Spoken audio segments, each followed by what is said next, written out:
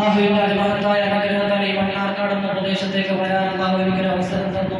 അൽഹംദുലില്ലാഹ് കുറച്ച് നാളുകൂടെ സേവനം ചെയ്യാനും അല്ലാഹു തൗഫീഖ് തന്നു. അൽഹംദുലില്ലാഹ് അല്ലാഹുവിനെ ആദ്യമായി സ്തുതിക്കാൻ. ഇത് പറഞ്ഞു വരുമ്പോൾ നിങ്ങൾക്കറിയാം പറയുമ്പോൾ എന്താണെന്ന്. ഏതായിരുന്നാലും വല്ലാത്ത വേദനയോടുകൂടി ഞാനൊരു കാര്യം പറയാതിരിക്കാൻ നിർവാഹമില്ലാത്തതുകൊണ്ട്. പോകണമെന്ന് എനിക്ക് താല്പര്യം ഉണ്ടായിട്ടല്ല, പക്ഷെ പോകൽ അനിവാര്യമാണ് ഈ സമയത്ത്. എൻ്റെ വ്യക്തിപരമായ ചില ആവശ്യങ്ങൾക്ക് വേണ്ടിയിട്ടാണ് ഞാൻ ടെസ്റ്റ് ചെയ്തെടുത്തത്. പക്ഷെ നീണ്ട ലീവ് ആവശ്യമായപ്പോൾ അതുകൊണ്ടാണ് താൽക്കാലികമായി ലീവ് എന്നോണം താൽക്കാലികമായി കുറച്ച് നാളത്തേക്ക് ഒഴിഞ്ഞു നിൽക്കാൻ ഞാൻ ആഗ്രഹിക്കുകയാണ്. അല്ലാഹു തആല ഖൈർ നൽകി അനുഗ്രഹിക്കുമാറാകട്ടെ. ഇത് പറയുമ്പോൾ നിങ്ങൾ ആരും വിചാരിക്കരുത് ജമാഅത്ത് കമ്മിറ്റിയായിട്ട് എന്തെങ്കിലും പ്രശ്നങ്ങൾ തന്നോ, അല്ലെങ്കിൽ ഇവിടെ നാട്ടുകാരായിട്ട് എന്തെങ്കിലും പ്രശ്നം തന്നോ, അല്ലെങ്കിൽ നമ്മുടെ സഹപ്രവർത്തകരായിട്ട് എന്തെങ്കിലും വിഷയം തന്നോ, അങ്ങനെയൊന്നും വിചാരിക്കരുത്. അൽഹംദുലില്ലാഹ് സഹപ്രവർത്തകരൊക്കെ നമ്മോടൊപ്പം ജോലി ചെയ്യുന്ന സഹപ്രവർത്തകരൊക്കെ അൽഹംദുലില്ലാഹ് നല്ല രീതിയിൽ സഹകരിക്കാൻ പറ്റിയ വ്യക്തിത്വങ്ങളാണ്. അല്ലാഹു തആല അവർക്കൊക്കെ ആഫിയത്തും ആരോഗ്യവും ദീർഘായുസ്സും നൽകി അനുഗ്രഹിക്കുമാറാകട്ടെ. അതുപോലെ ജമാഅത്ത് കമ്മിറ്റി അംഗങ്ങളെ സംബന്ധിച്ച് പറയുകയാണെങ്കിൽ ഒരു സുഹൃത്ത് ബന്ധമെന്ന നിലയ്ക്ക് തന്നെ നമുക്ക് കാത്തു സൂക്ഷിക്കാൻ വേണ്ടിയിട്ടുണ്ട്.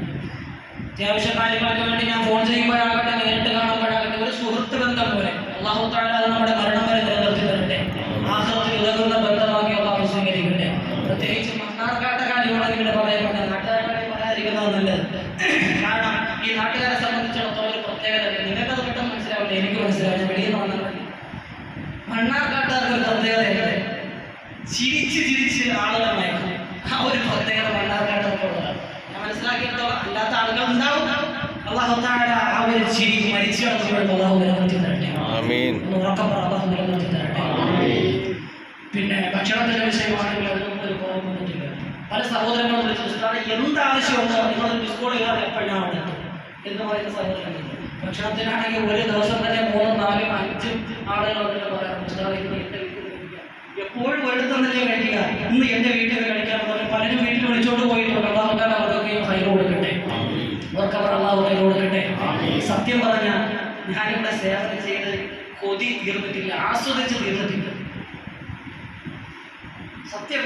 കാരണം മഗ്‌രിബ് നിസ്കാരത്തിനൊക്കെ ഞാൻ പള്ളിയിലേക്ക് കടന്നു വരുമ്പോൾ മഗ്‌രിബ് നിസ്കരിച്ച് സലാം വരുമ്പോൾ അകമ്പള്ളി എന്നല്ല, പുറംപള്ളി രണ്ടാമത്തെ സഫ് പോലെ ഏകദേശം ഫുള്ളാണ്. അത്രമേൽ ആളുകളുണ്ട്.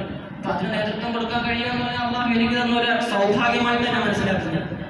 അതൊക്കെ പോട്ടെ, ജുമുഅ പ്രഭാഷണത്തിന് വേണ്ടി ഞാൻ വരുമ്പോൾ ജുമുഅ ദിവസം 10 മണിയാകുമ്പോൾ ഏകദേശം ആളുകളുണ്ടാവും.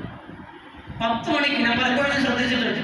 10 മണിയാകുമ്പോൾ ആളുകൾ വരും, വന്നിട്ട് ദുആ നിസ്കരിക്കും, സൂറത്തുൽ കഹ്ഫ് ഓതും, ദിക്ർ സ്വലാത്തിലായി ഇങ്ങനെ കഴിഞ്ഞു പോകും. ജുമുഅ പ്രഭാഷണത്തിന് വേണ്ടി ഇറങ്ങി വരുമ്പോൾ അൽഹംദുലില്ലാഹ് അകംപള്ളിയിലും പുറംപള്ളിയിലും ബാക്കി സൈഡിലൊക്കെ ആളുണ്ടാവും. ബാക്കി പിന്നെ വരുന്നവരൊക്കെ മുകളിലോട്ടാവും. അല്ലാഹു തആല ഈ ഒരു ദീനിയായ ചൈതന്യം അവസാനം വരെ നിലനിർത്തി തരട്ടെ. ഇങ്ങനെ ഉള്ളപ്പോൾ പ്രസംഗിക്കാൻ തുടങ്ങുമ്പോൾ എനിക്കൊരു ആവേശമായി, പറയാനൊരു റാഹത്തുണ്ട് മനസ്സിൽ. ഇത്ര ആളുകൾ ഇരിക്കുമ്പോൾ നമുക്ക് പറയാൻ ഒരു സന്തോഷം, മനസ്സിലൊരു റാഹത്താണ്. അല്ലാഹു തആല ഈ ഒരു ചൈതന്യം നിലനിർത്തി തരുമാറാകട്ടെ. ഇപ്പൊ ചുരുക്കത്തിൽ ഞാൻ പറഞ്ഞു വന്നത് ആരോടും ഒരു എതിർപ്പോ ഒരു ഉദ്ദേശമോ ഒന്നും ഉണ്ടായിട്ടല്ല പോകുന്നത്. എന്റെ വ്യക്തിപരമായ ചില ആവശ്യങ്ങൾക്ക് വേണ്ടി ഒരു നീണ്ട ലീവ് അനിവാര്യമായതുകൊണ്ട് മാത്രമാണ്. ഇൻഷാ അല്ലാഹ് മറ്റൊരിക്കലാകാം. അല്ലാഹു തആല പിന്നൊരിക്കൽ ഇവിടെ മഹല്ലത്തുൽ ഖതീബിന്റെ ഒഴിവുണ്ട്, ഞാനും ഒഴിവായിരിക്കുകയാണെങ്കിൽ വരുന്നൊന്നുമില്ല. അപ്പൊ ഇൻഷാ അല്ലാഹ് എല്ലാവരുടെയും ദുആയിൽ ഈ വിനീതനെയും കുടുംബത്തെയും ഉൾപ്പെടുത്തണം എന്ന വസിയത്തോടെ, അതുപോലെ എന്റെ പിതാവിന്റെ രോഗത്തിന്റെ പരിപൂർണ്ണ ശമനത്തിന് വേണ്ടിയിട്ട് എല്ലാവരും ഒറ്റയ്ക്കായി കൂട്ടായി ഒക്കെ ദുആ ചെയ്യണമെന്ന് ഞാൻ വസിയത്ത് ചെയ്തുകൊണ്ട് ഞാൻ അവസാനിപ്പിക്കുകയാണ്. അൽഹംദുലില്ലാഹി റബ്ബിൽ ആലമീൻ. അസ്സലാമു അലൈക്കും വറഹ്മത്തുള്ളാഹി വബറകാതുഹു.